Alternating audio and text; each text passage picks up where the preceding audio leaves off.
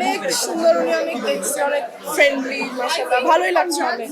ইনশাআল্লাহ উনি তো অনেক ভালো একজন প্রাইম মিনিস্টার, ইনশাআল্লাহ উনি আমাদের দেশ অনেক সুন্দরভাবে এগিয়ে নিয়ে যাবে।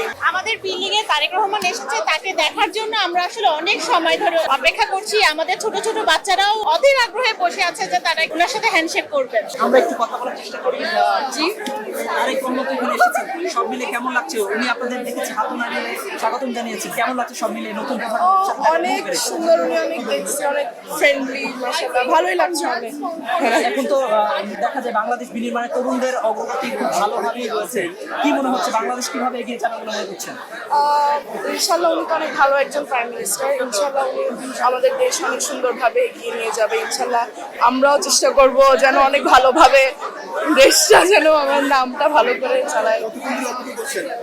অনেক 1 ঘন্টা ধরে। এই যে আপনারা কেন অপেক্ষা করছেন একটু বলবেন? আমাদের বিল্ডিং এ তারেক রহমান এসেছে, তাকে দেখার জন্য আমরা আসলে অনেক সময় ধরে অপেক্ষা করছি। আমাদের ছোট ছোট বাচ্চারাও অধীর আগ্রহে বসে আছে যে তারা একটু ওনার সাথে হ্যান্ডশেক করবেন। সেটা কেন, কি কারণ?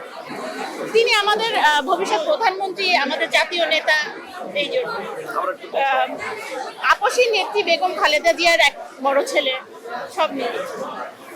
আমরা কথা বলছিলাম এই বাসায় যারা রয়েছেন তারা দীর্ঘক্ষণ ধরে অপেক্ষা করছেন, জানাচ্ছিলেন যে ছোট বড় সবাই অপেক্ষা করছেন।